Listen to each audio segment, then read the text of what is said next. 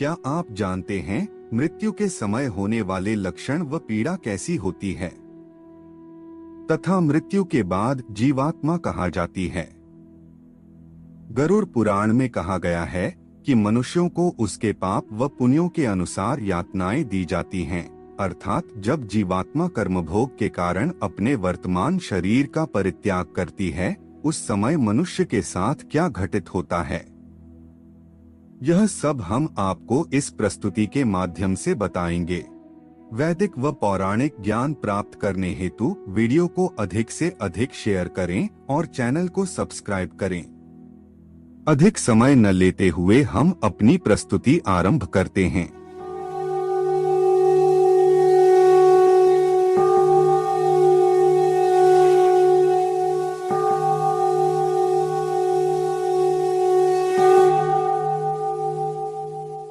मनुष्य संसार में जन्म लेकर अपने पूर्व जन्म में किए गए पुण्य और पाप के अच्छे बुरे फल को भोगता है। मृत्यु के निकट आने पर वह प्राणी परिवार के स्नेह की वेदना से रोता हुआ परिवार के बीच में ही प्राण त्याग देता है। चेतन शरीर जब जड़ के समान हो जाता है, जब मृतक के प्राण कंठ में आकर अटक जाते हैं, उस समय मृतक को दिव्य दृष्टि प्राप्त होती है, जिसके द्वारा वह समस्त संसार को एकमय होकर देखता है और कुछ भी बोलने में असमर्थ हो जाता है। इस कारण समीप में आए यमदूतों के भय से प्राण आदि वायु अपने स्थान से चल देती है। उस समय मृत व्यक्ति का एक क्षण भी कल्प के समान बीतता है। 100 बिच्छुओं के काटने से जो पीड़ा होती है, वैसी ही व्यथा श्वासों के निकलते समय होती है। यमदूतों के भय से उस जीव के मुख से लार और फेन गिरने लगता है। पापी मनुष्य के प्राण गुदा मार्ग से तथा पुण्यकारी व्यक्तियों के प्राण मुख से निकलते हैं।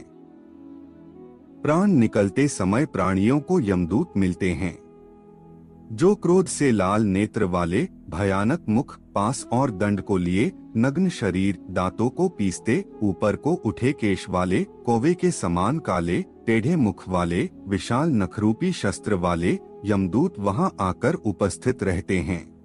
उन दूतों को देखकर भय से वह प्राणी मल मूत्र त्याग करने लगता है। हाय हाय करता हुआ वह जीव शरीर से निकलकर अंगूठे मात्र शरीर को धारण करता है और वह मोहवश अपने घर को देखता है। उस अंगूठे के समान शरीर के गले में रस्सी बांधकर इस प्रकार ले जाया जाता है, जैसे अपराधी व्यक्ति को राजा के सिपाही पकड़कर ले जाते हैं। यमलोक ले जाते समय यमदूत प्राणी को बार बार नरकों के भयानक दुखों का वर्णन बारंबार करते हैं। वह कहते हैं कि हे दुष्ट, तू शीघ्र चल, तुझे यमराज के घर जाना है। शीघ्र ही हम सब तुझे कुंभीपाक नामक नरक में ले जाएंगे। उस समय जो मनुष्य दुरात्मा होते हैं, उसे यमदूत अपने पाश बंद में जकड़कर मारते हैं, और जो पुण्यकारी होते हैं उन्हें स्वर्ग के पार्षद अपने लोक को सुख पूर्वक ले जाते हैं।